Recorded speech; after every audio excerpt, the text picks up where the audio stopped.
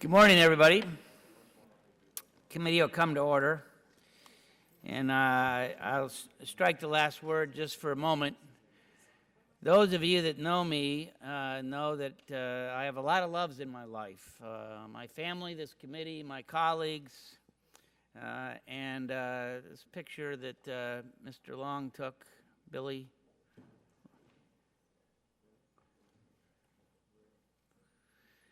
With a number of my colleagues. I don't know if you can blow that up or not.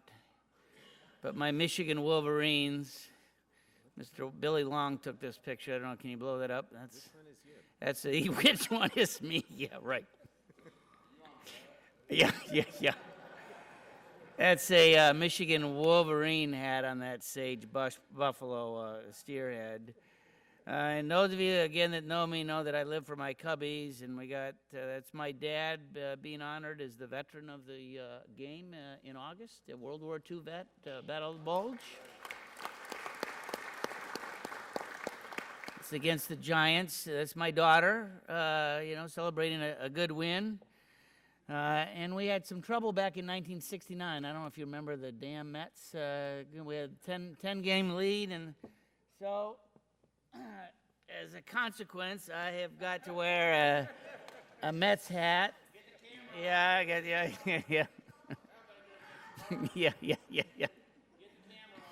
So Mr. Andres has got a Mets hat as well. So here it is.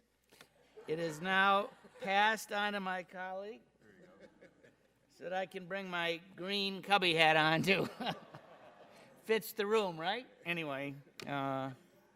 Bet I now can sleep at night now that I've paid off that bet. Will the chairman yield? Be glad to yield. Who's asking for time? Over here, the Iowa Hawkeye guy. Yeah, we are looking forward to that game. Well, I'm sorry to tell you, but it's probably likely that Ruddock, that Iowa defector, may not get you to the championship game. Yeah, Thank you anyway. Thank you. We are looking forward to that game. Good luck. Thank you. On a Saturday, the first Saturday in December, Wolverines against Iowa. Okay. At the conclusion of the opening statements yesterday, the chair called up HJ Res 71, and the joint resolution was open for amendment at any point. Is there any discussion on the joint resolution? I don't think amendments are in order, actually, right? So they're not in order. So we've done the opening statements. So the question now occurs on favorably reporting HJ Res 71 to the House. HJ Res 71 to the House. Oh, would you like to strike the last word? Go ahead. Gentleman from New Jersey is recognized for 5 minutes. Thank you, Mr. Chairman. I don't want to take up much time, but I did want to take a moment to reiterate that voting on this bill is a waste of time because it will never be enacted into law. We know this because the White House already released a statement of administration policy on the Senate companion resolution. SJ Res 23 would nullify carbon pollution standards for future power plants and power plants undertaking significant modifications or reconstruction, thus slowing our country's transition to cleaner, cutting-edge power generation technologies. Most importantly, the resolution could enable continued build-out of outdated, high-polluting, and long-lived power generation infrastructure and impede efforts to reduce carbon pollution from new and modified power plants when the need to act and to act quickly to mitigate climate change impacts on American communities has never been more clear. And of course, if I would like to also ask unanimous consent to enter into the record the statement of administration policy and just read the quote that at the end that says, if the President were presented with SJ Res 23, he would veto the bill. I yield back. Will the gentleman yield? I yield, sure. Thank you for yielding, Mr. Pallone. I just want to state for the record that I oppose both of these approval resolutions, not just because the White House has issued a veto threat, but also I think that despite all of the progress we've made in this committee on a variety of issues, we're still stuck in the past on the issue of climate change. And instead of acknowledging the threat of climate change and working together in a bipartisan way, we're wasting valuable time on measures that would block the significant progress that this administration has made to address the largest sources of carbon emissions that contribute to climate change. Now, some of us were here when this committee considered and passed a cap-and-trade bill in the 111th Congress that then passed the House on a bipartisan basis.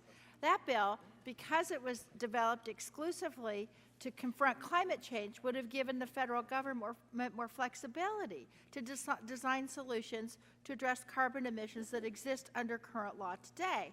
However, the EPA, using its clear authority decided by the courts under the Clean Air Act, has done an admirable job designing a set of rules that allows states to work with stakeholders to come up with plans to limit carbon emissions in a way that works for each particular state, and moreover, gives those states plenty of time to do so.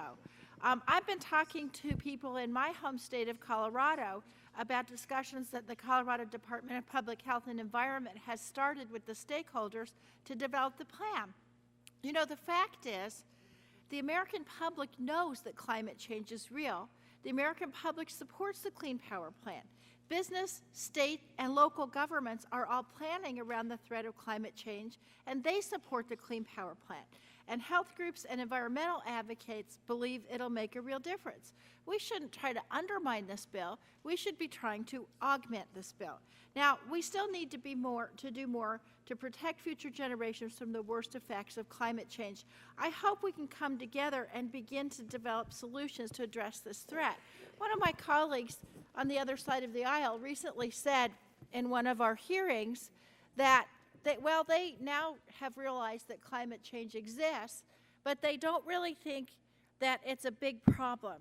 Boy, if you guess wrong, you're really guessing wrong on that one. And, you know, when I look at the ski areas in my state, which are already making plans for how they're going to deal with the rapidly shifting climate, I realize that it's not just an issue, a moral issue, and an issue for our kids and all that. It's a business issue. Businesses are realizing this, states are realizing this, everybody's realizing this, except for the majority in the U.S. Congress. And, you know, I'm about the most bipartisan person on this committee, and so I don't understand why we can't just get together in a bipartisan way, and instead of just saying no, no, no. Unless anyone else wants my time, I yield back. Gentleman yield back. Chair to recognize gentleman from Kentucky, Mr. Whitfield. Mr. Chairman, thank you very much. I'm excited that we have the opportunity to bring up these two joint resolutions today, 71 and 72, under the Congressional Review Act, which simply is a mechanism for Congress to disapprove actions of the executive branch if it's perceived that the executive branch has gone too far.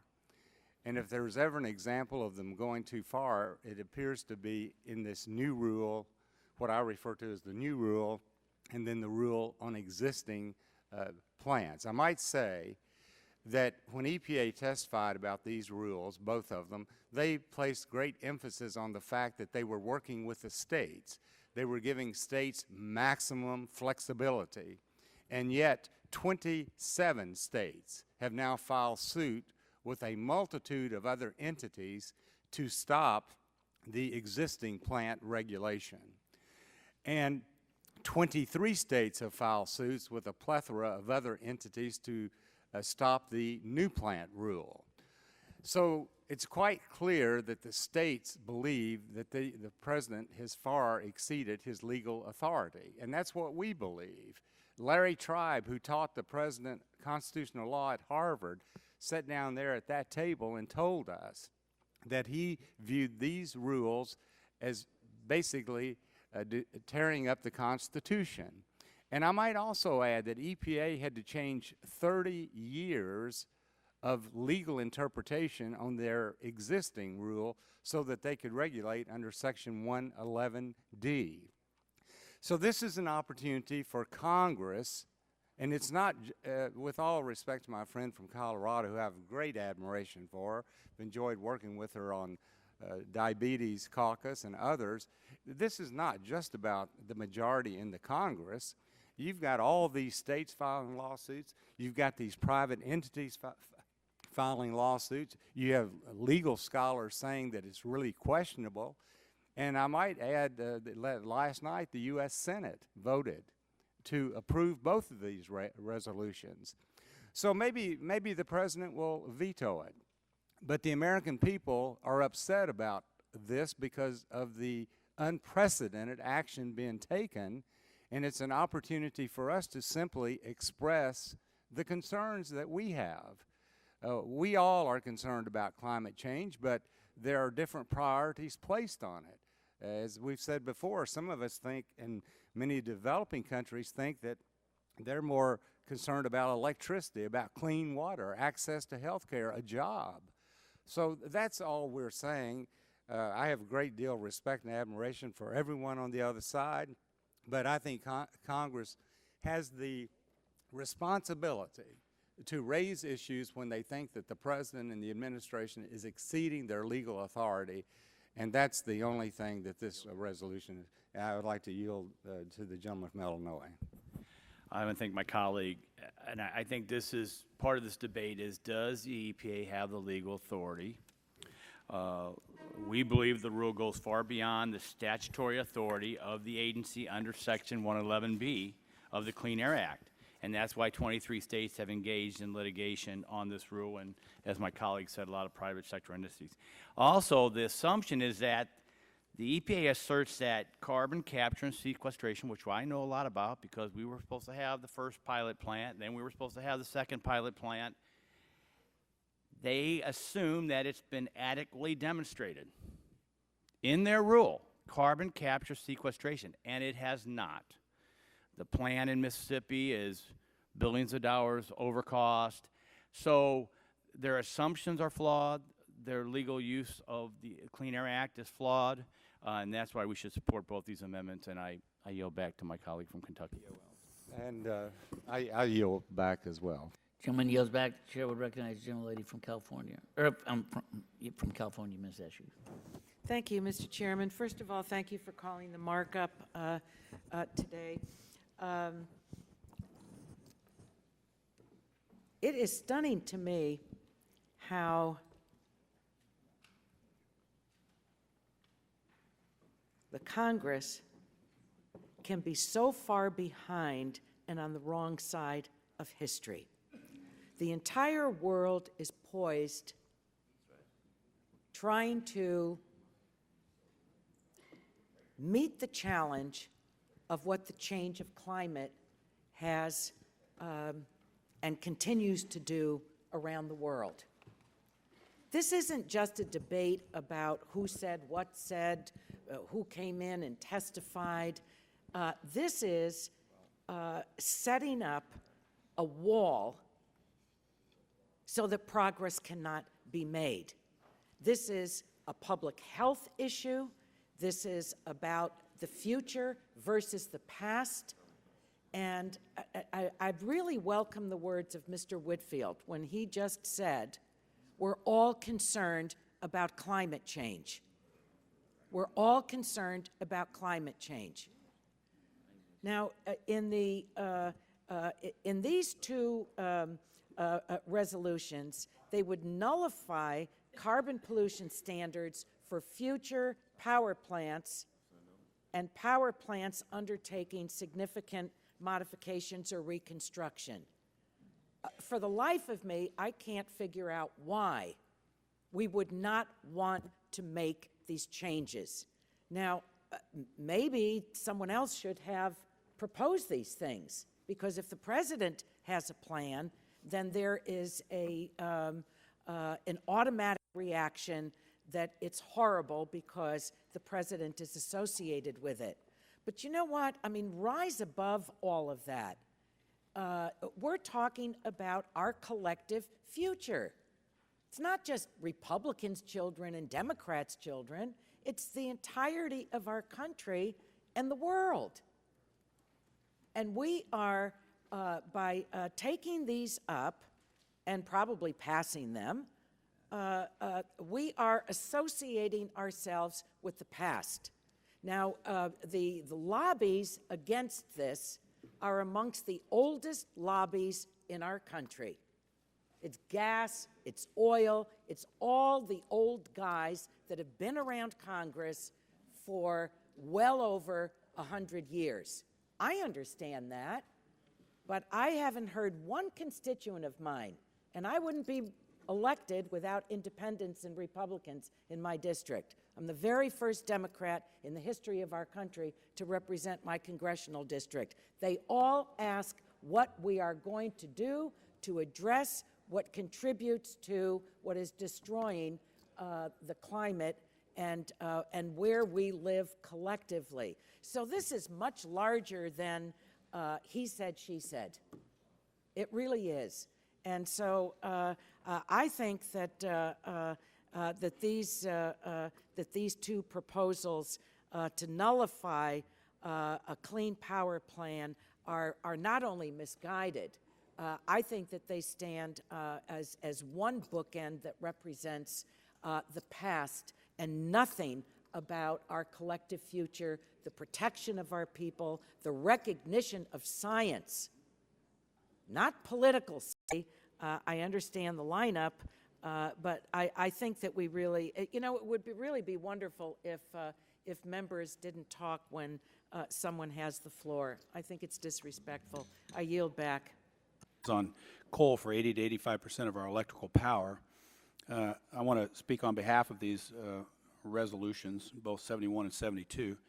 And I want to remind everybody, remind the American people that, and I'm paraphrasing, this is not my opinion. The head of the EPA, Ms. McCarthy, has said that the Clean Power Plant rule will have no substantial effect on the global temperature. That's not my opinion. That's not a political opinion. That's the opinion of the EPA. And the opinion of the EPA also says that this is about American leadership. What this is about tying the American people's hands behind our back. It's about jobs. It's about low-cost energy. And the people that I represent want us to block these rules. And the reason is, again, I'm one that agrees that the temperature of the earth is changing. It's always changing. But that said, if you're going to put in a rule that's going to tie the American people's hands behind their back and cost us jobs, cost us low-cost energy, and when the rest of the world is building coal-fired power plants that meet the best technology available today, and carbon capture and sequestration is not a technology that's financially or honestly technologically viable to comply, it's just foolish for Americans to tie our hands behind our back. And so I support both of these resolutions, and with that I yield back.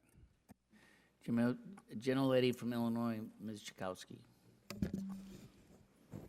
Thank you, Mr. Chairman. I'm going to strike the last word. As I mentioned yesterday in my opening statement, this resolution of disapproval takes us in the wrong direction in addressing the critical challenge of climate change. The facts and figures are astounding, and the scientific consensus is overwhelming. Scientists are now as confident that climate change is real and caused by human activity as they are that smoking cigarettes causes cancer.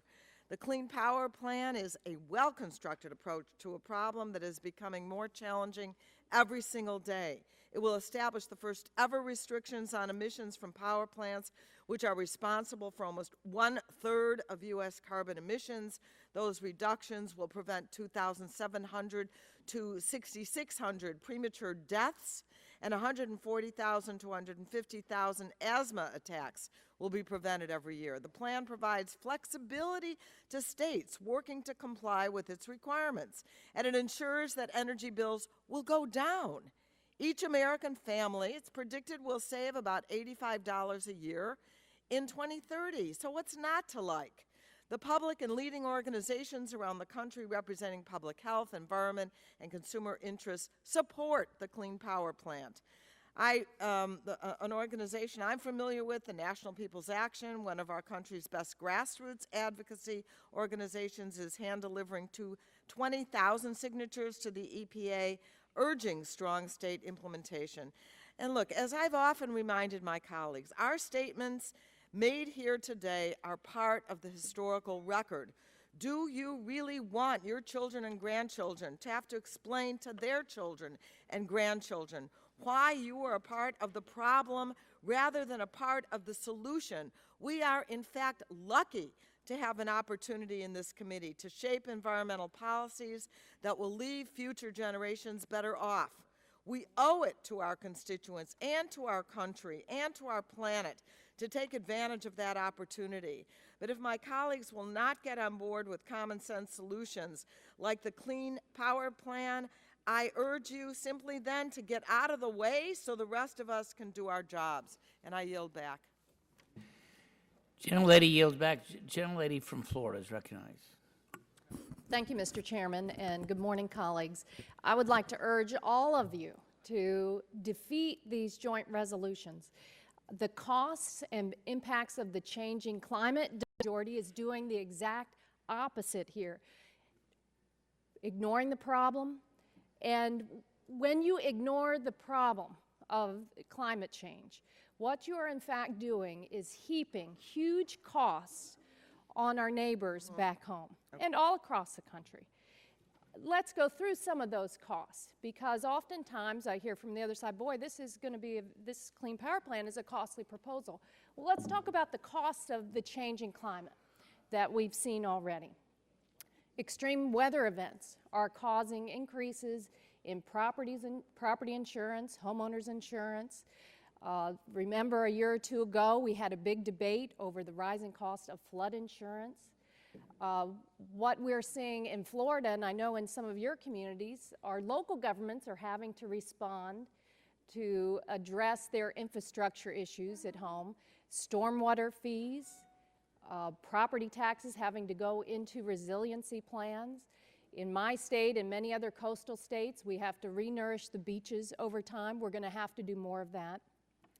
More costs. The United States Congress has been called upon in past years to address these extreme weather events through emergency aid. That used to be very bipartisan, but now it's more difficult. Look at the debate we had during Superstorm Sandy. Many members said, no, we're not going to pay for those costs anymore, those emergency costs. Wildfires, droughts, what we're going to have to do in water conservation. These are the costs that are going to escalate unless the Congress takes bold action.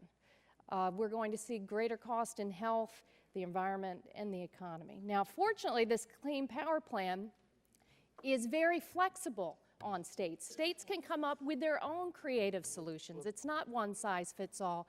And in fact, I'm very grateful that the administration has been the world leader. People around the globe rely on America for leadership, and we're providing that leadership here. We're providing that leadership, providing the flexibility to states, because what we're hearing is these pollution limits are readily achievable. The other part of this is what we can do to spur innovation in the new clean energy economy through green building. Let's unleash America's ingenuity and innovation and tackle this problem together.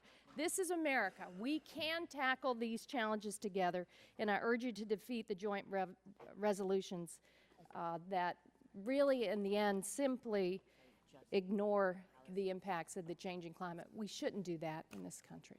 I yield back. I yield my time to Mr. McNerney. I thank the gentlewoman from Florida. I just want to say that last week I was on a Codel to South America with the committee, and the folks in Brazil are committed to reducing greenhouse gases. And the reason they are, in my opinion, they didn't say this, is because the United States is now setting standards for reducing carbon emissions. Brazil's following suit. We know that India and China are also making commitments. So one of the arguments we hear against this is that this plan will not reduce carbon emissions, but taken in a whole with other countries following suit, I think it's going to make a big impact. So I'll urge my colleagues to oppose these joint resolutions. And I yield back. You want to use the same time? You can. Wishing to speak, gentleman. Yeah, Mr. Chairman, I oppose these resolutions. I embrace the comments of my colleagues, Ms. Schakowsky, Ms. Castor, and others. But I also think we're going to vote the way we're going to vote on this. And I think that those of us who believe that climate change is a clear and present danger and have confidence that if we take on the challenge of addressing it, it'll actually increase the economy, have to acknowledge that there's trouble in the coal fields. And it's good, hardworking folks that I met when I went with David McKinley to a coal mine in his district. And the people I met there, these are hardworking Americans. We were at a UMW rally. There was like 1,200 people there. And the head of the union asked for everybody who in that room was a veteran to stand up. It must have been 60% of the room that stood up. And these folks have done everything right to keep the lights on in our country. And whichever side of this whole debate you're on, those folks we cannot leave behind. And my hope is that after this resolution is voted on, there's going to be some effort on this committee to take up legislation that Mr. McKinley has sponsored that would provide some economic relief to the coal fields. We've got a responsibility to do that. The folks who went into those mines, who go in every day, did not cause climate change. And we've got to help them. And whatever side you're on, my view, we've got an obligation to help those folks because they've helped us for an awful long time. I yield back. It's an insurance thing.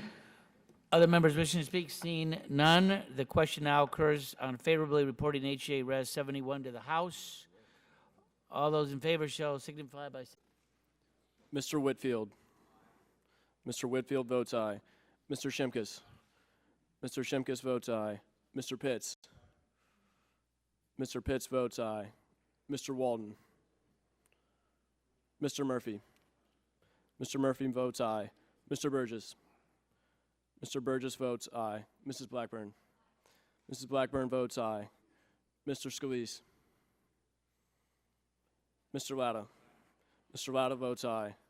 Mrs. McMorris Rogers. Mr. Harper. Mr. Harper votes aye. Mr. Lance. Mr. Lance votes aye. Mr. Guthrie. Mr. Olson. Mr. Olson votes aye. Mr. McKinley. Mr. McKinley votes aye. Mr. Pompeo. Mr. Kinzinger.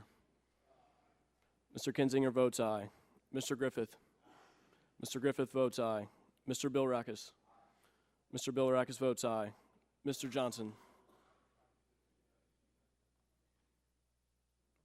Mr. Johnson. Mr. Johnson votes aye. Mr. Long. Mr. Long votes aye. Mrs. Elmers. Mrs. Elmers votes aye. Mr. Bouchon. Mr. Bouchon votes aye. Mr. Flores. Mr. Flores votes aye. Mrs. Brooks. Mrs. Brooks votes aye. Mr. Mullen. Mr. Mullen votes aye. Mr. Hudson. Mr. Hudson votes aye. Mr. Collins. Mr. Collins votes aye. Mr. Kramer. Mr. Kramer votes aye. Mr. Pallone. Mr. Pallone votes no. Mr. Rush. Mr. Rush votes no. Miss Eshoo. Miss Eshoo votes no. Mr. Engel. Mr. Green. Mr. Green votes no. Ms. DeGette. Ms. DeGette votes no. Ms. Capps. Ms. Capps votes no. Mr. Doyle. Mr. Doyle votes no. Ms. Schakowsky. Ms. Schakowsky votes no. Mr. Butterfield. Ms. Matsui. Ms. Matsui votes no. Ms. Castor. Ms. Castor votes no. Mr. Sarbanes. Mr. Sarbanes votes no. Mr. McNerney. Mr. McNerney votes no. Mr. Welch. Mr. Welch votes no. Mr. Lujan. Mr. Lujan votes no. Mr. Tonko. Mr. Tonko votes no. Mr. Yarmouth. Mr. Yarmouth votes no. Ms. Clark. Ms. Clark votes no. Mr. Loebsack. Mr. Loebsack votes no. Mr. Schrader. Mr. Schrader votes no. Mr. Kennedy. Mr. Kennedy votes no. Mr. Cardenas. Chairman Upton. Votes aye. Chairman Upton votes aye. Other members wishing to vote? Mr. Walden. Mr. Walden votes aye. Mr. Pompeo? Mr. Pompeo votes aye. Mr. Guthrie? Mr. Guthrie votes aye. Other members wishing to cast a vote? Pardon me? Seeing none, clerk will report the tally.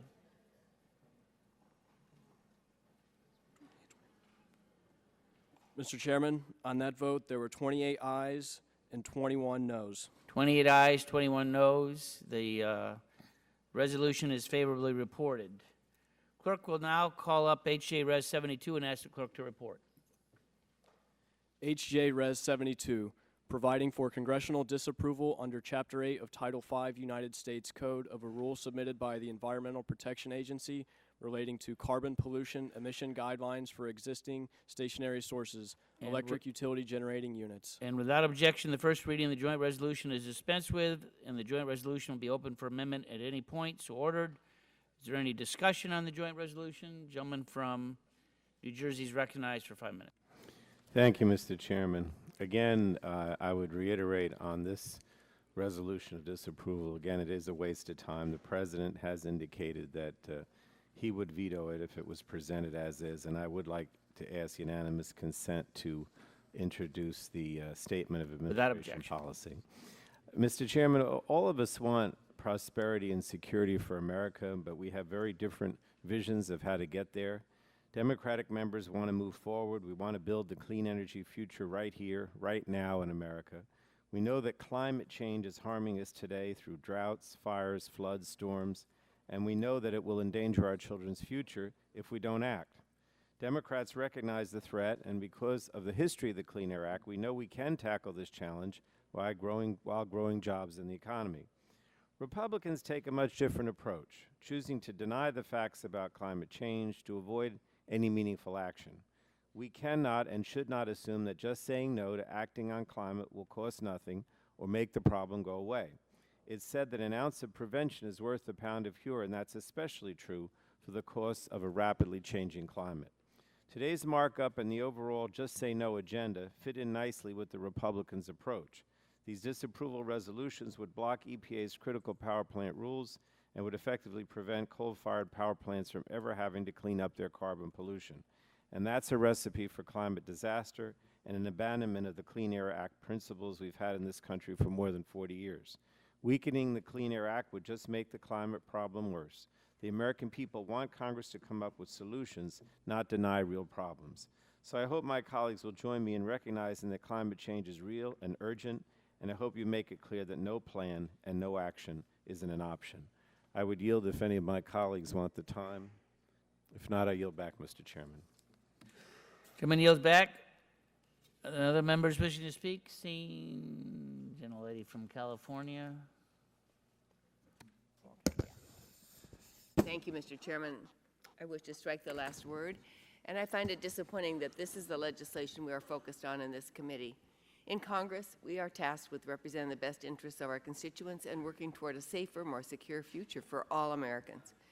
And while we are tasked with protecting the future for our own nation, America is also expected to be a global leader. Unfortunately, this legislation fails on both accounts. There's overwhelming consensus that climate change is one of the most critical issues today. Next month, global leaders are poised to come together to discuss a responsible way to mitigate the dangers of greenhouse gas generation in order to avoid the worst of the impacts that are predicted as a result of climate change. Countries big and small have joined together to say that we must create a future that does not rely on dirty, non-renewable fuels. And while all of this is happening at the global level, we are spending our time focused on how to scuttle what represents a significant step forward for the United States to join the rest of the world. We are well beyond the point of feigning ignorance. At this point, the attitude that we are projecting is one of willful disregard for global well-being and progress toward a cleaner, more sustainable future. The Clean Power Plan will not solve all of the problems associated with greenhouse gas emissions. By no means is it a silver bullet for a greener, cleaner society. However, it's a positive step in the right direction, and it signifies that as a country we are serious about taking steps toward a brighter, healthier future. Not only can we expect the plan to reduce our reliance on greenhouse gas emitting fossil fuels, but it will incentivize development and application of cleaner renewable fuels. This, in turn, will promote energy security. At the same time, investing in energy efficiency will ensure that we are utilizing our energy as effectively as we can, and to ensure that the Clean Power Plan can be implemented effectively and affordably. The plan is not rigid in its requirements or in how it is implemented. There is flexibility in how states achieve their targets and even allowances for states to work together if this is more efficient for them to do. In the subcommittee hearing, I referenced the Pope's address to Congress. He cited our moral obligation to address climate change and enact policies to curb carbon emissions. Climate change is not just about weather. The wide-reaching effects of climate change will touch every aspect of our lives. Human health, food security, and water availability will all be affected by changing temperatures and climate patterns. And we are also hearing from the private sector on the imperative to take action. Businesses understand that the economic consequences of inaction are severe, that we need to prepare for climate change. So we must address these concerns. There was a time in the past when we did not understand the impacts of our actions on society and the environment. However, when it comes to climate change, we know the consequences of our actions. As such, we have an obligation and urgency to change our actions in a way that will reduce the negative and long-lasting impacts of our activities.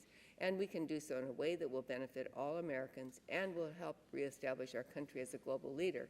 The Clean Power Plan is a direct response to this obligation, so we should embrace this plan as the start of a conversation on how to move forward to ensure that we can all live in harmony with our environment and leave a planet healthier for our children than the one we inherited from our parents.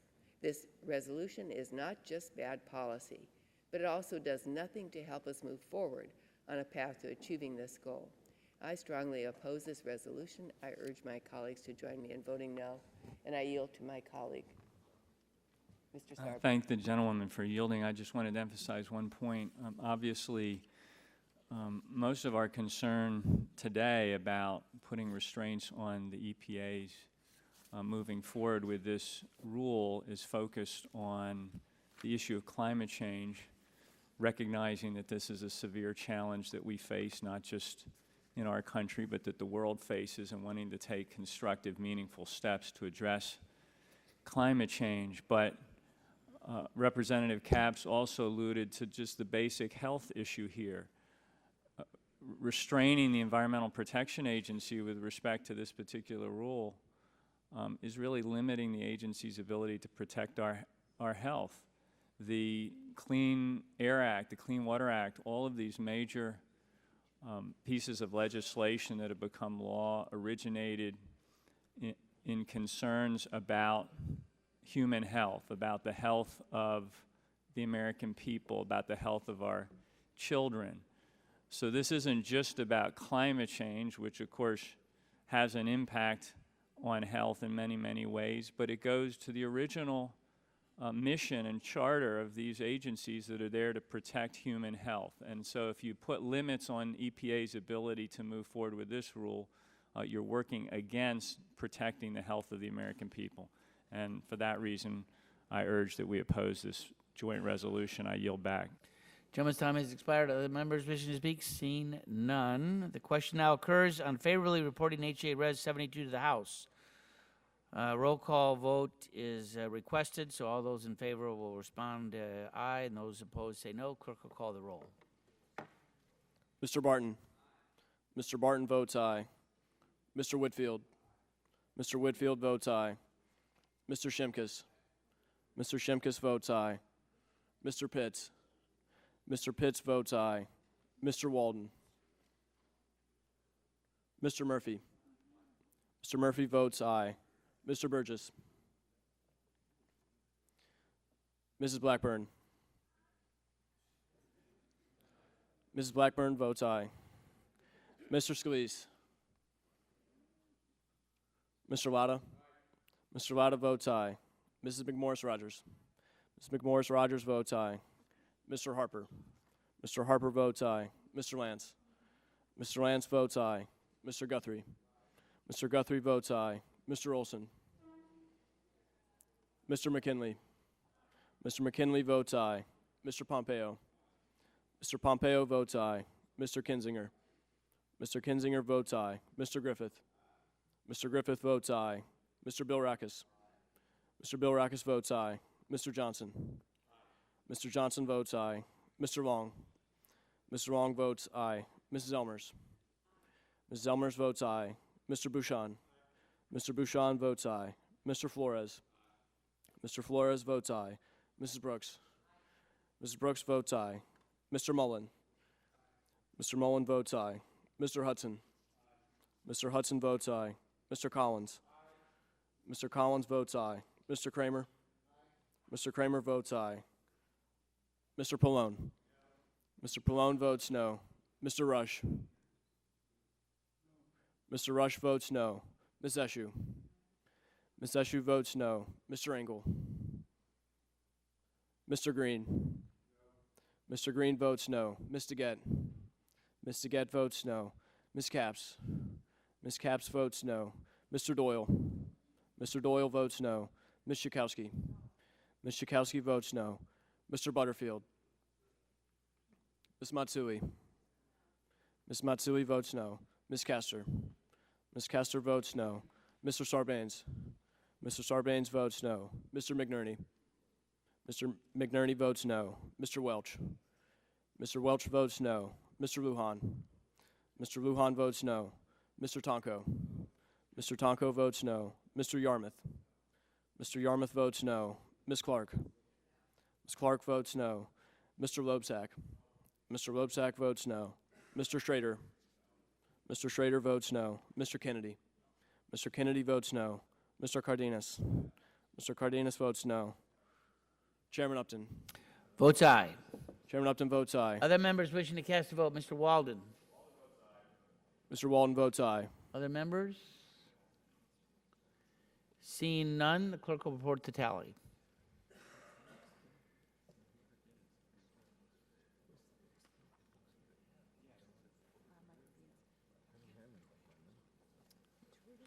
Mr. Chairman, on that vote, there were 28 ayes and 21 noes. 28 ayes, 21 noes. The resolution is favorably reported.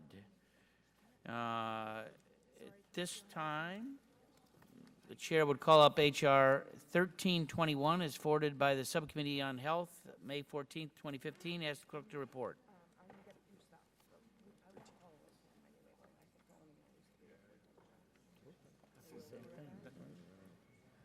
H.R. 1321, to prohibit the sale or distribution of cosmetics containing synthetic plastic microbeads. And without objection, the first reading of the bill is dispensed with, and the bill will be open for amendment at any point. The chair recognizes himself for the purpose of offering an amendment.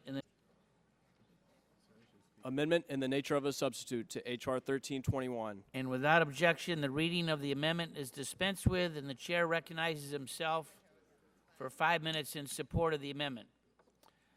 Mr. Pallone and I are sponsoring this amendment in the nature of a substitute. The amendment establishes a clear timeline for prohibiting the manufacturing and sale of microbeads while providing an additional period of time for over-the-counter products so the companies will have enough time to complete the necessary testing process required by the FDA. Additionally, it clearly identifies the rinse-off cosmetic products that are pushing microbeads through our water systems. I want to thank in particular the ranking member, Mr. Pallone, and his good staff, and his personal office and committee staff for their hard work on the issue that is important to both of our home states and water tributary. The American Chemistry Council in strong support of the legislation, as well as the Consumer Healthcare Products Association, as well as the Alliance for the Great Lakes. I'd ask unanimous consent that those be put into the record, and ask if there are other bipartisan amendments to the amendment itself, or whether members want to speak. Recognize gentleman from New Jersey, Mr. Pallone. Thank you, Mr. Chairman. I just want to thank you for moving this legislation, which you and I have worked together on over the course of the year. Since this bill was marked up in the Health Subcommittee, the Chairman and I have been working to address a number of issues and make some improvements This amendment, in the nature of a substitute, sets up a strong federal policy banning plastic microbeads in personal care products. The amendment sets up an aggressive timeline for the phase-out of these products beginning in 2017, which is earlier than any of the currently enacted state laws. It explicitly bans the use of biodegradable plastic as an alternative ingredient, a loophole that has been discovered in a number of existing state laws. The amendment also includes preemption of state laws regulating plastic microbeads in cosmetics. While I'm typically not a supporter of preempting state law, the strong federal standard we have developed here is more protective and on a faster timeline than any state law in place. And I urge my colleagues to support this amendment and the underlying bill. I want to particularly thank a member of my personal staff, Mr. Tooley Wright, for all his work on this legislation as well. Thank you, Mr. Chairman. I yield back. Other members wishing to speak or offer an amendment? I do have amendment, Mr. Chairman. Technical amendment. Gentlemen, clerk will report the title of the technical amendment.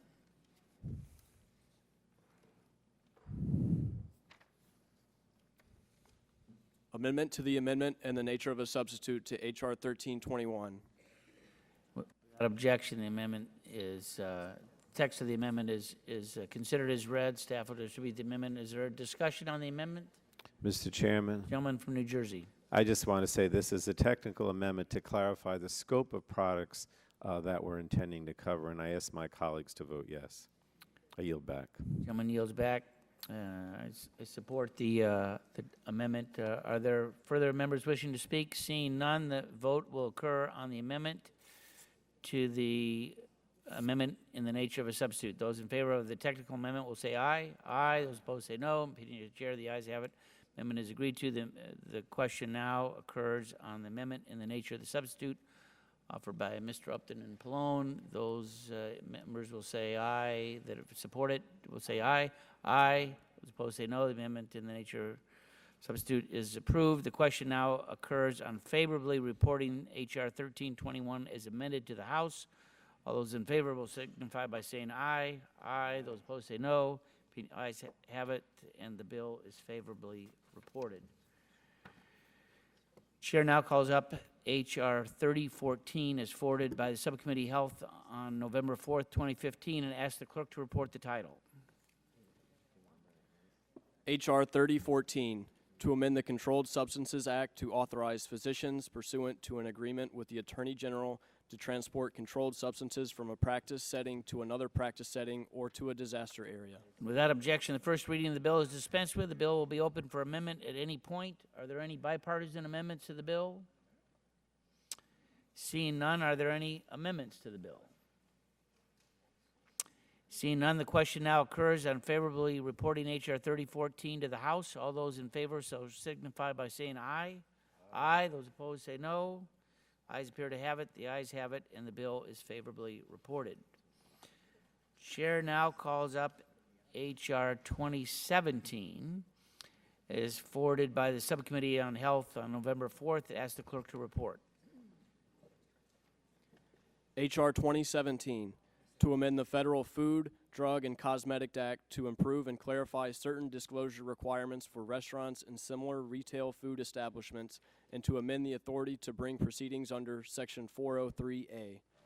Without objection, the first reading of the bill is dispensed with. The bill will be open for amendment at any point. Are there any bipartisan amendments to the bill? Are there any? Strike the last word. Gentleman asked to strike the last word. Gentleman from New Jersey is recognized for 5 minutes. Thank you, Mr. Chairman. I wish to speak in opposition to the bill. Obesity rates in America. This is the bill, the Nutrition Disclosure Act, correct? No. Isn't this the Common Sense Nutrition Disclosure Act? Yes, 2017. You are correct. Okay. I wish to speak in opposition to the bill. Obesity rates in America have reached epidemic proportions and require a comprehensive solution. The federal menu labeling requirements included in the Affordable Care Act offers a crucial tool to Americans seeking to choose healthier options. Recent studies have shown that access to nutrition information in restaurants can help individuals make informed and lower-calorie choices. Limiting access to nutrition information that could help individuals make healthier choices is not only short-sighted, but it is costly for the health of our nation. Over 20% of healthcare costs are now related to obesity, a number that is projected to rise to an additional $66 billion a year by 2030. The FDA has worked attentively to address the concerns raised by stakeholders, first by providing food establishments with an additional year to comply, and second by releasing draft guidance in September. Forcing statutory changes will interfere with implementation of the federal menu regulations by limiting transparency around calorie labeling before it is even begun. Over 75 national stakeholder groups have expressed deep concern over this legislation, including groups as diverse as the American Heart Association, the National Restaurant Association, the American Association for Justice, and the Center for Science in the Public Interest.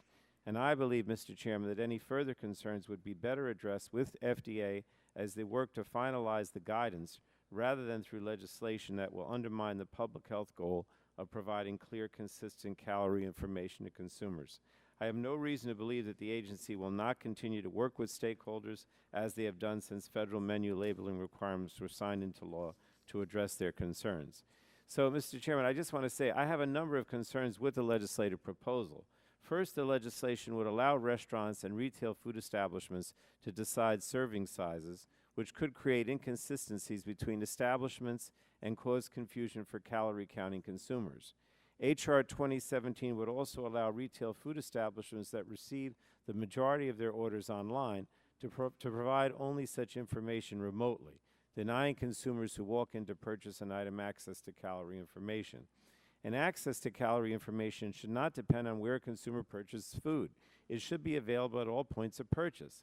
Finally, H.R. 2017 would shield covered establishments from any civil lawsuits for not complying with the menu labeling requirements, denying individual citizens legal recourse. Mr. Chairman, I believe that consumers have a right to transparency regarding the nutrition information about the food that they are purchasing, and this legislation denies them this information. I urge my colleagues to vote against the legislation. But let me just say, finally, I really believe that the FDA is doing their best and has been working with us to address some of the concerns that this bill is designed to address. And I have no reason to believe that they won't continue to do that. So I just think that the legislation is simply not necessary at this time and does harm to the cause of what we're trying to do here with the Affordable Care Act and menu labeling. I yield back, and I yield to the gentlewoman from California, Ms. Capps. Thank you. I just want to echo what our ranking member has said. You know, today more than a third of U.S. adults are obese, and approximately 17% of children and adolescents also fit this category. The cost of this is estimated to be $150 billion. While many factors contribute to the obesity epidemic, we have often heard calls in this committee for people to take personal responsibility for their health. And that's exactly what the menu labeling provisions in the ACA are all about. I recognize there are issues to work out operationally to ensure that menu labeling works for businesses, but gutting the provisions by allowing for arbitrary serving size listings of only having some menus labeled while others are not, this is a disservice to the American consumer that can have real consequences for their personal health and our nation's healthcare spending as a whole. The Common Sense Nutrition Disclosure Act swings the pendulum much too far. It creates loopholes, inconsistencies, and it blinds the consumer from the important decision-making tools. We need to give consumers the tools they need to make the best choices for them. This bill would take away one of these basic tools, so I urge a no vote on this bill, and I yield back to Mr. Pallone. And I yield back, Mr. Chairman. Gentleman yields back his time. Chair would recognize gentlelady from Washington State, Ms. McMorris Rodgers. Thank you, Mr. Chairman. Move to strike the last word. If he doesn't do it. Thank you, Mr. Chairman, for including this legislation, the Common Sense Nutrition Disclosure Act, in today's markup. I also want to thank Representative Loretta Sanchez for co-leading this legislation. Our joint efforts to clarify these regulations and represent the needs of America's small business owners are critical. Today's discussion is not about the merits of displaying calorie information. It's about how we can improve existing regulations to benefit people. H.R. 2017 is one of those improvements. It clarifies the intent of and simplifies nearly 400 pages of regulations so food establishments can more easily comply and provide consumers reliable access to calorie information. In their current form, menu labeling regulations are fundamentally impractical and unnecessarily expensive. They use a cookie-cutter approach in label pizzerias, all with endless combination possibilities, the same way as restaurants with constant, simpler menu items. I spent this past week back home in Eastern Washington and had the opportunity to visit a local pizzeria that is affected by menu labeling mandates, requiring pizza franchisees in Spokane Valley to post in their stores every potential topping combination, more than 34 million possible outcomes, when more than 90% of their orders take place online over the phone just doesn't make sense. Compliance with this regulation is estimated to cost businesses more than $1 billion, 500,000 hours in paperwork. For a typical grocery store, the regulations will impact approximately 100 to 250 items per store, many of them fresh produce or from the bakery, dairy, or seafood departments. As for pizzerias, like the one I visited, it amounts to thousands per store per year. This is time, energy, and financial resources that should be spent on creating jobs and building up the economy, not on paperwork.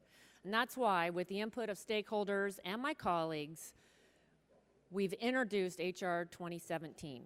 Specifically, it requires restaurants that rely on remote ordering to label the menu that their customers use the most and provide access to nutrition information. It also protects small business owners from frivolous lawsuits over honest, inadvertent errors. This legislation is common sense, and it provides access to calorie information in a practical, flexible, and simpler manner by clarifying, not significantly altering, complicated regulations. I thank the chair and I yield back.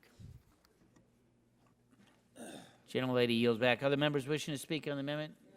Gentlelady from Illinois, recognized.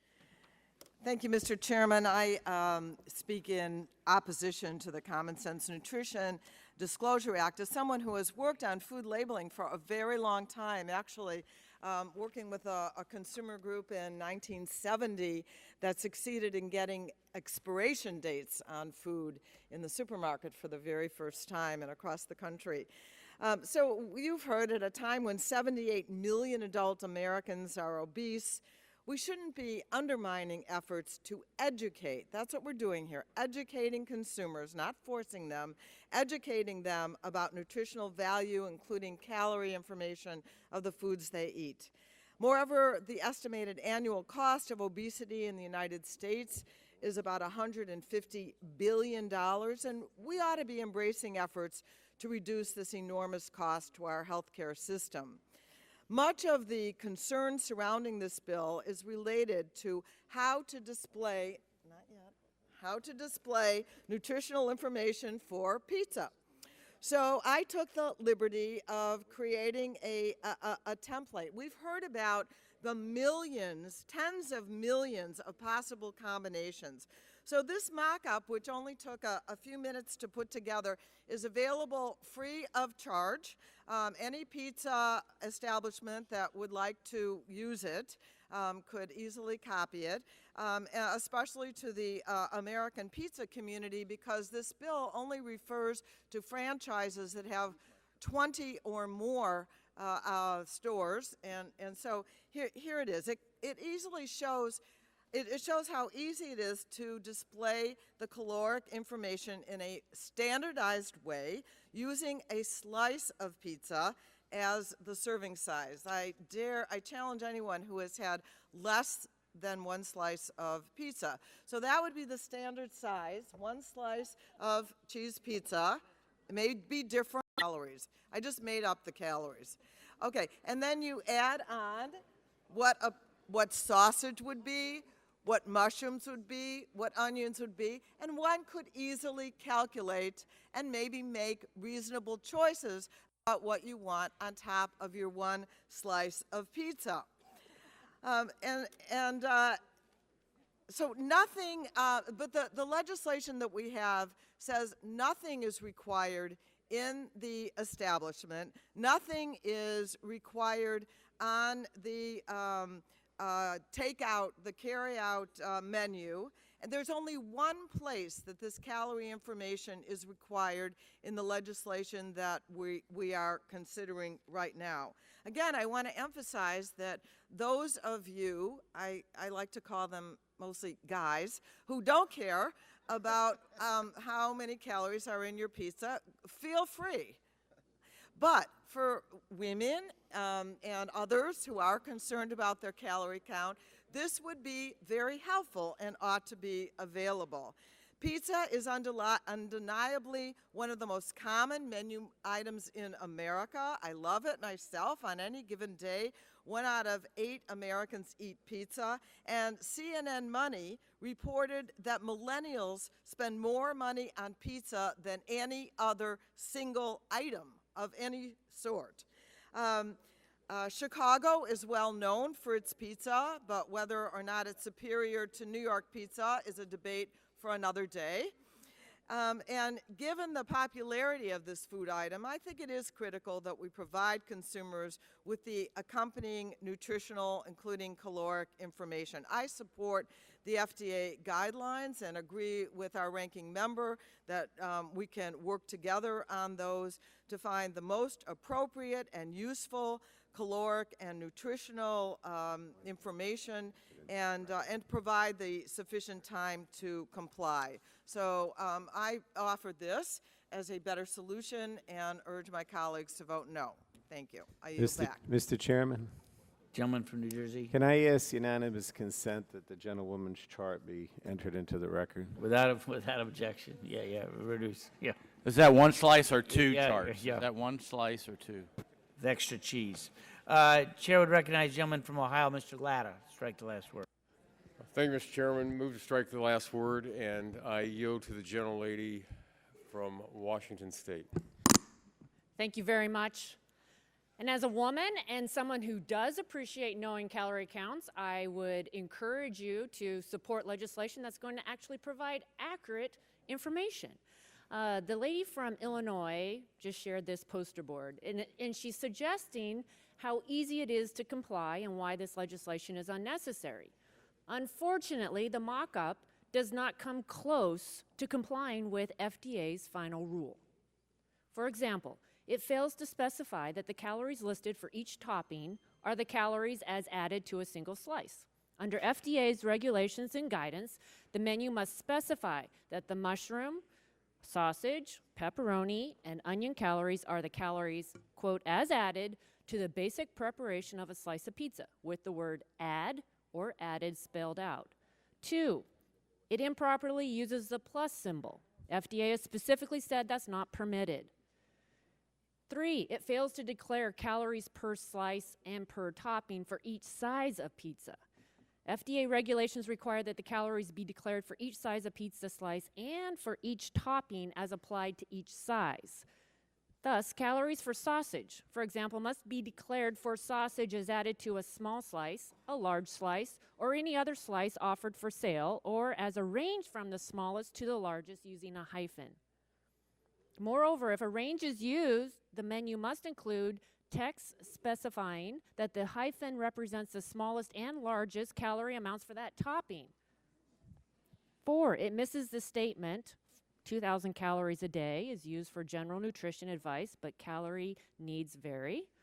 FDA regional nutrition information available upon request. FDA regulations require this statement also appear on menus and menu boards. In addition to not meeting compliance standards, this mock-up does not accurately portray menus at any pizza restaurant. At the Domino's alone, there are 5 styles of crust, 6 different cheeses, 5 sauces, 4 sizes, and 20 different toppings. Of course, this amount of variability, more than 34 million combinations, would not fit easily into the representative's mock-up. Deviations from these standards could lead to fines and potential criminal penalties. As you can see, FDA's final rules are incredibly complex, burdensome, and inflexible. 2017 does not create exemptions, nor does it diminish the amount of information that must be provided by restaurants and retailers. All it does is allow for some flexibility and clarity so that this unworkable and overly complex regulation would not be finalized in November, would not proceed as finalized in November. Mr. Chairman, would the gentlelady yield? Or would the gentleman who yielded to the gentlelady? Gentlelady has the time, yeah. Yes, gentleman. yes, sure. I would ask the gentlelady, so where on the poster under the FDA rules is it supposed to be for my son who is allergic to pizza? I noticed in the mock-up it started with a slice of cheese pizza. But when we order pizza... I didn't see it on the poster. What I would do is point the gentleman to one of the solutions being offered right now, and that is an option, recognizing that 90% of pizza is ordered online, that the consumer could go to an online spot, put the pizza together, and know exactly how many calories they're offering as they put their combination together. And I think it's a much more accurate and friendly way to meet the requirements. And I would, if it is one for the normal folks and then one for my son and one for me, that, or to have somebody aware of exactly what changes with every little shift that we have to make. Thank you so much for this reasonable proposal. Thank the gentleman. Gentlelady yields back. Other members wishing to speak on the bill? The gentleman, Mr. Schrader, recognized for 5 minutes. Thank you, Mr. Chairman. I appreciate it, and I actually appreciate the work the gentlelady from Washington's done on this bill. The clarification is much needed. We've had a lot of testimony from a lot of the people who would be affected, and in order to effectively indicate what the consumer needs to know, this bill goes a long way towards that. Unfortunately, as I pointed out at the hearing we had the other day, I still have concerns about some of the inequities in the bill that remain regarding the restaurant industry and its application. And very particularly, I have a concern about this this units designation. I think it's extremely confusing to the consumer. Matter of fact, I don't think the consumer will have any idea what that means, and it's not helpful in hopefully explaining to people what the actual caloric intake is. The slice, the whole unit, I get, a whole standard, I get that, but this units designation, I think, is a fatal flaw, so I will be voting against it. Thank you. Other members, gentlelady from New York.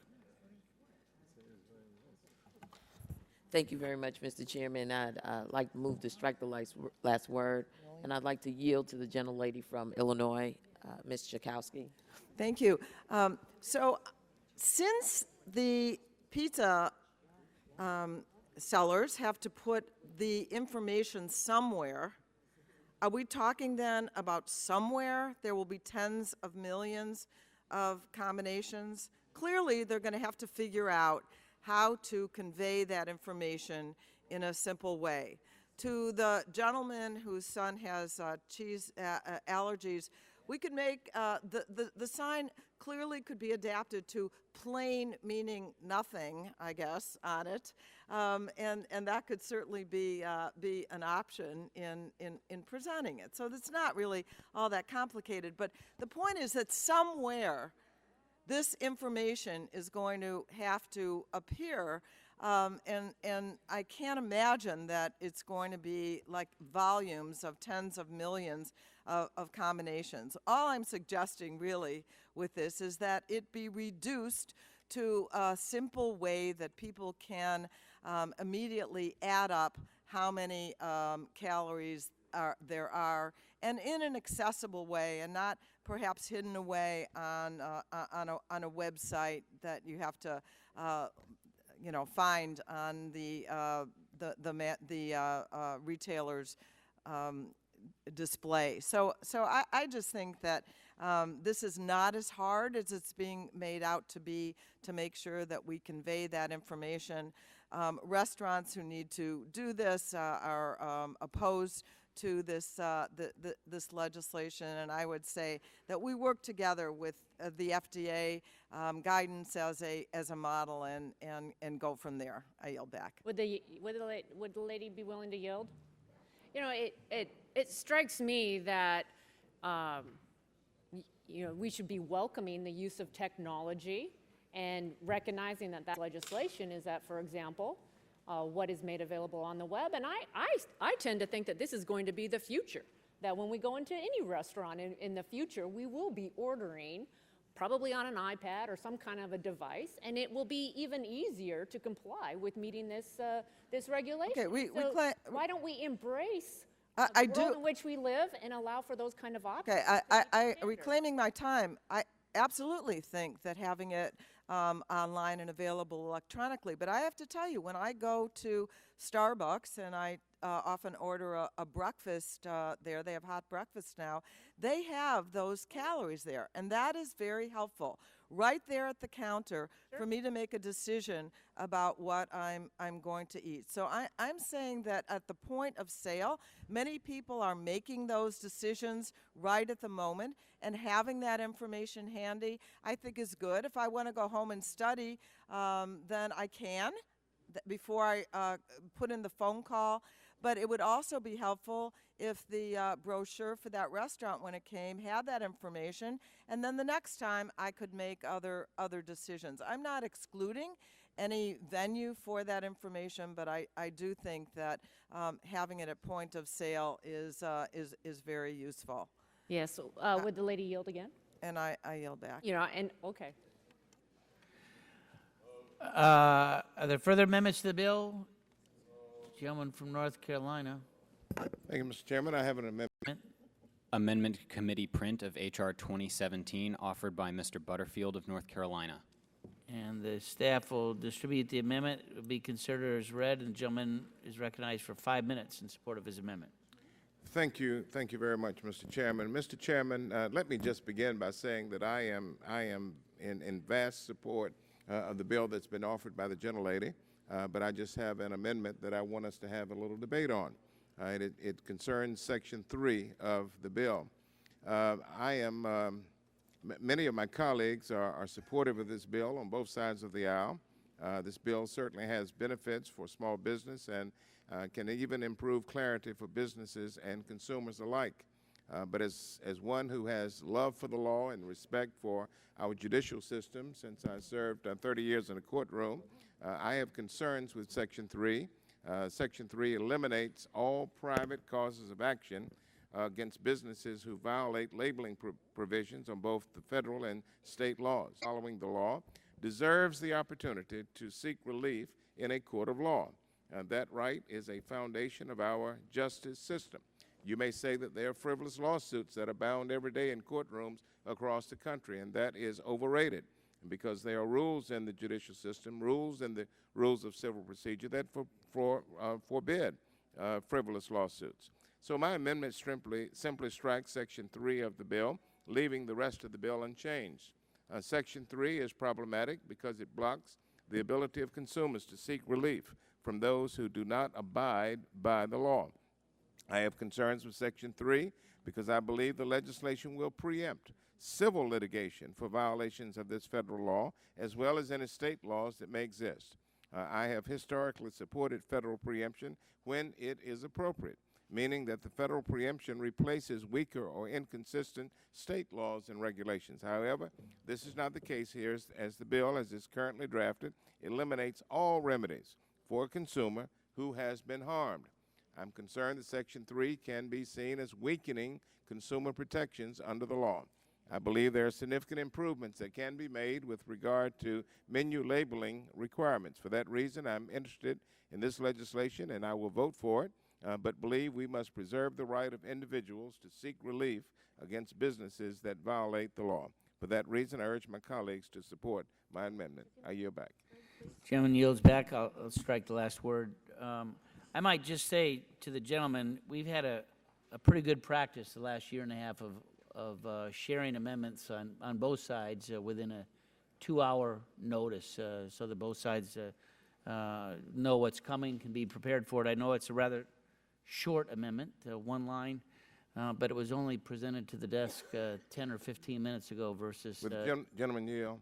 Be glad to... Yes. Let me just finish, and I'll be glad to yield. Sure. So I don't remember a time when an amendment hasn't had the full 2 hours for either side to vet, and I would ask, this bill, when it gets to the floor, is not likely to be under suspension. I expect it to be under regular order, going to the Rules Committee.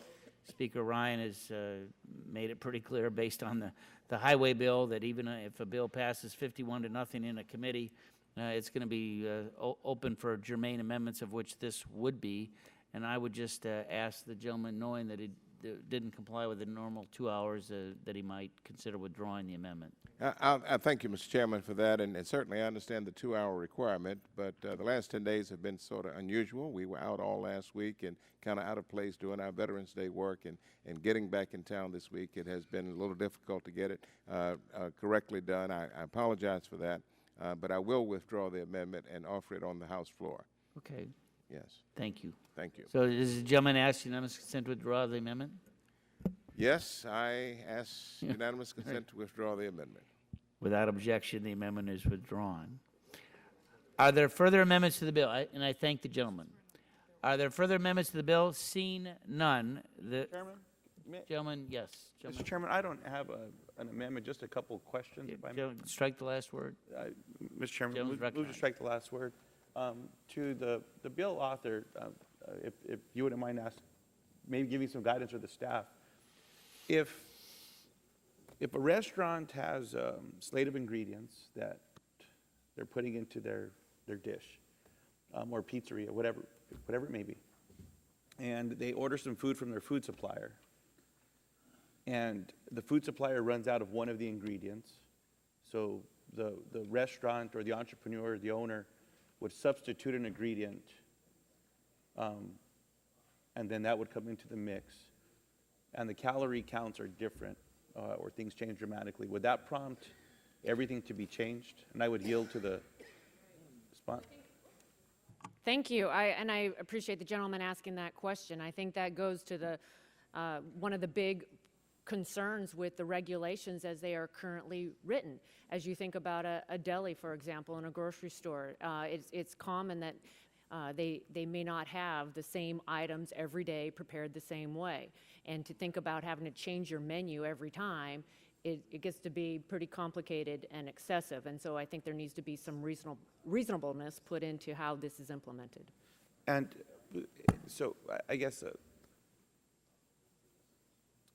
Mr. Chairman, the other question that I have, oh geez, it's escaping me now as I was getting from Ms. Moritz. Oh, the FDA database. Thank you, Mr. Welch.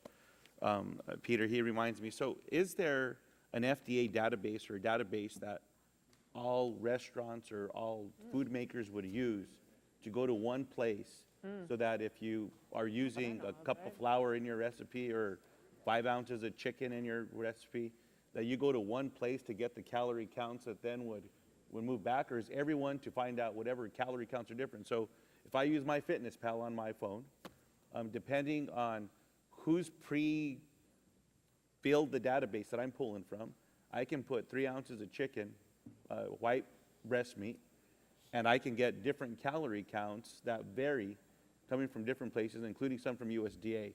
So is there one place that restaurants can go, or these pizza makers can go, that they can ask for that? And I would yield to the... Well, thank you. Thank the gentleman for asking the question. I am not aware of any database that the FDA maintains that would provide that kind of consistency. And so I appreciate that from the sponsor of the author of the legislation. Mr. Chairman, I just asked those questions. I'm truly trying to figure out different responsibilities that we had when you're young or putting things together. You know how that changes. But not to have one place for everyone to go would also not lead to good data with whatever requirements we have, depending on how this legislation goes.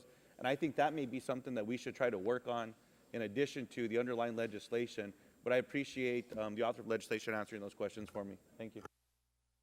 Gentleman yields back. Other members wishing to speak? Seen none. The question now occurs on favorably reporting H.R. 2017 to the House. All those in favor shall signify by saying aye. Aye. All those opposed say no. Ayes appear to have it. The ayes have it. Roll call is requested. The clerk will call the roll. Mr. Barton. Mr. Barton votes aye. Mr. Whitfield. Mr. Whitfield votes aye. Mr. Shimkus. Mr. Shimkus votes aye. Mr. Pitts. Mr. Pitts votes aye. Mr. Walden. Mr. Murphy. Mr. Burgess. Mr. Burgess votes aye. Mrs. Blackburn. Mrs. Blackburn votes aye. Mr. Scalise. Mr. Latta. Mr. Latta votes aye. Mrs. McMorris Rogers. Mrs. McMorris Rogers votes aye. Mr. Harper. Mr. Harper votes aye. Mr. Lance. Mr. Lance votes aye. Mr. Guthrie. Mr. Guthrie votes aye. Mr. Olson. Mr. Olson votes aye. Mr. McKinley.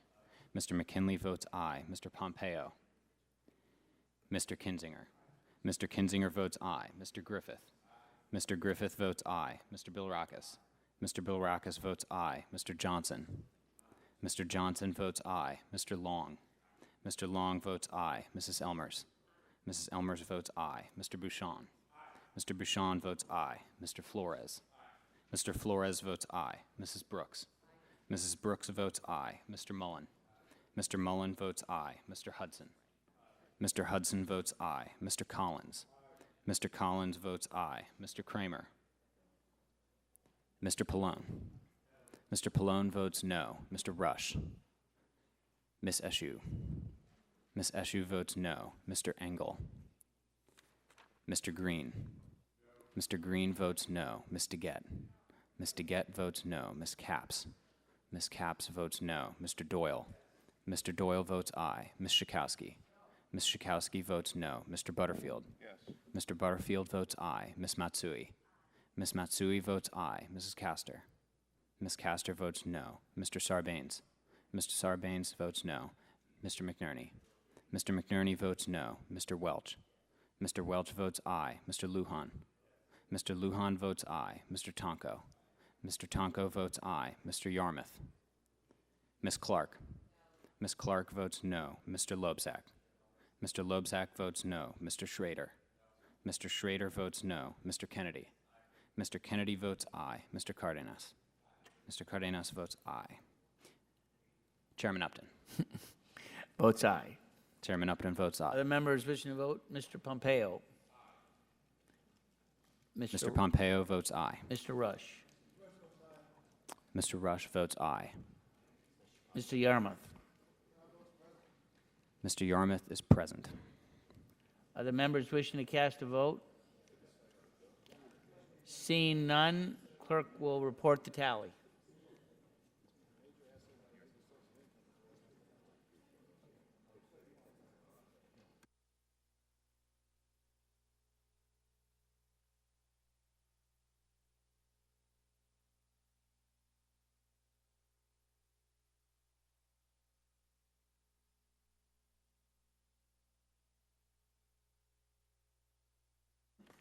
Mr. Chairman, on that vote, there were 36 ayes, 12 nays, and 1 present.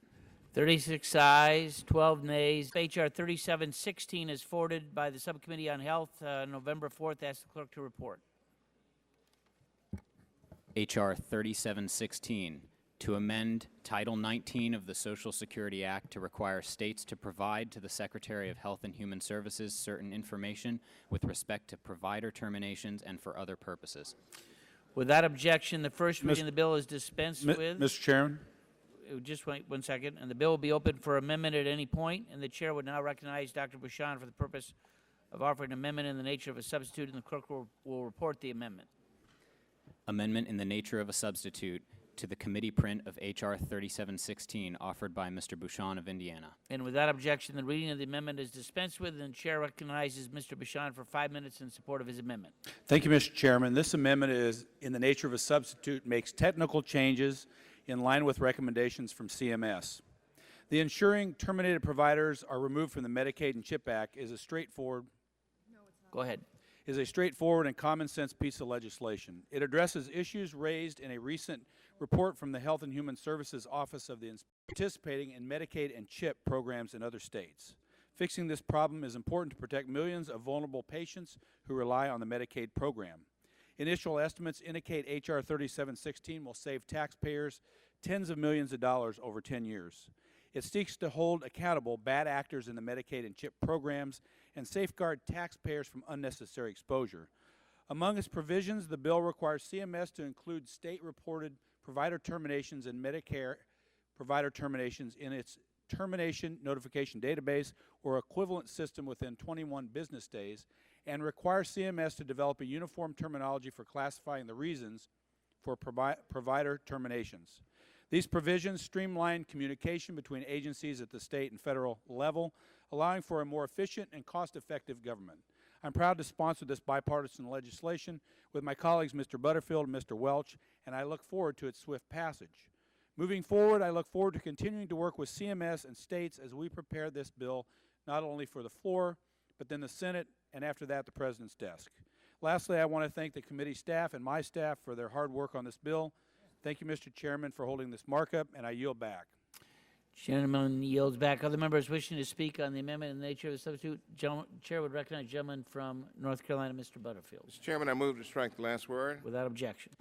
Thank you, Mr. Chairman. As Mr. Bouchon said a moment ago, I introduced, along with Mr. Bouchon and Mr. Welch, H.R. 3716, the Ensuring Terminated Providers Are Removed from Medicaid and CHIP Act.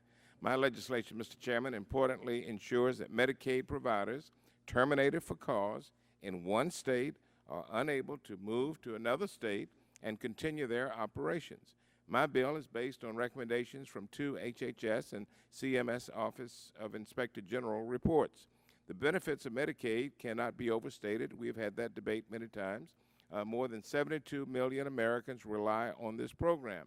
75% of children who live in poverty in this country depend on Medicaid. I represent one of the poorest districts in the country. More than 1 out of every 4 people in my district in North Carolina lives in poverty. Medicaid is absolutely critical to my constituents.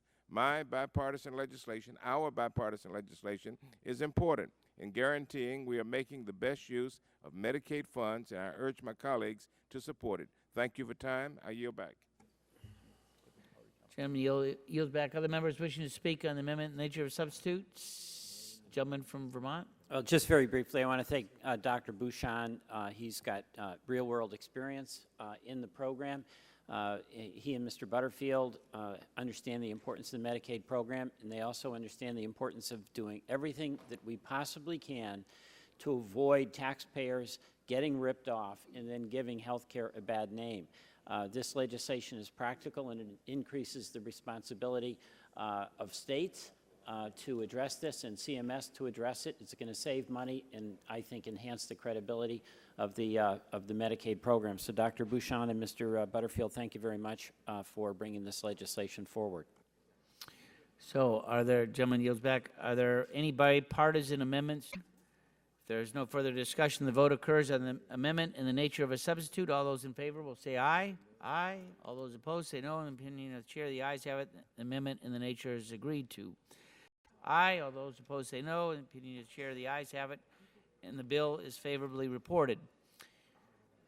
Chair now calls up H.R. 3820 of the Social Security Act to require the publication of a provider directory in the case of states providing for medical assistance on a fee-for-service basis or through a primary care case management system and for other purposes.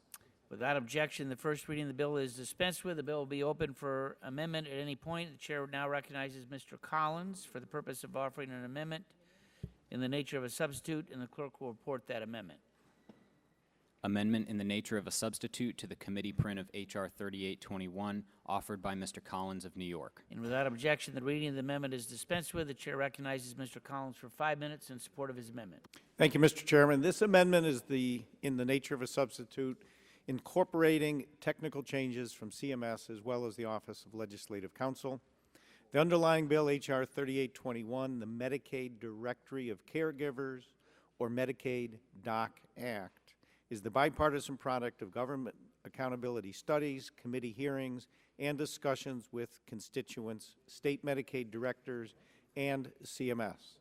The bill requires states that operate a fee-for-service or primary care case management program for Medicaid to publish an electronic listing of physicians who have billed Medicaid in the previous year.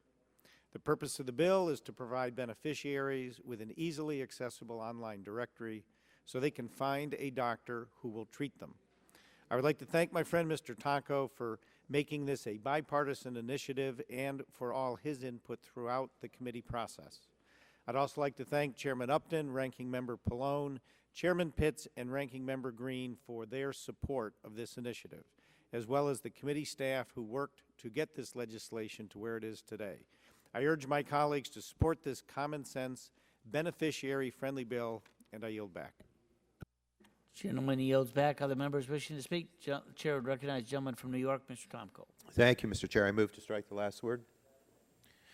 Thank you, Mr. Chair. I rise in support of the amendment in the nature of a substitute. This amendment simply incorporates additional technical assistance provided by CMS that will ensure that states are able to operationalize these new requirements. I thank Mr. Collins, Representative Collins, for all of the work that he's done on this measure. I appreciate his efforts to work in a bipartisan fashion, and I appreciate my friend's efforts. I encourage all of my colleagues to support this straightforward amendment, and I yield back the balance of my time, Mr. Chair. Gentleman yields back. Other members wishing to speak? Seeing none. Are there any bipartisan amendments to the amendment? Seeing none. Are there any amendments to the amendment? Seeing none, the vote then occurs on the amendment in the nature of a substitute. All those in favor will say aye. Aye. Those opposed say no. The ayes have it. The amendment in the nature of a substitute is agreed to. The question now occurs on favorably reporting H.R. 3821 as amended to the House. All those in favor will signify by saying aye. Aye. All those opposed say no. The ayes have it, and the bill is favorably reported. Chair now calls up our last bill of the morning, S611, and asks the clerk to report. S611, an act to amend the Safe Drinking Water Act to reauthorize technical assistance to small public water systems and for other purposes. And without objection, the first reading of the bill is dispensed with, and the bill will be open for amendment at any point. Mr. Chairman, I wanted to move to strike the last word. Chair would recognize the gentleman from New Jersey. Thank you. As I mentioned in my opening statement, S611 is a first step towards addressing the serious issues facing our public water systems. It is important that small public water systems have access to technical assistance to help them tackle some of the unique challenges they face. However, I would remind the committee that small systems serve only 8% of the population. We should absolutely do what is necessary to ensure they have safe water, but we should also protect the other 92%. Our water utilities infrastructure is between 75 and 110 years old. In many cases, our existing infrastructure is at or beyond the limits of its useful life.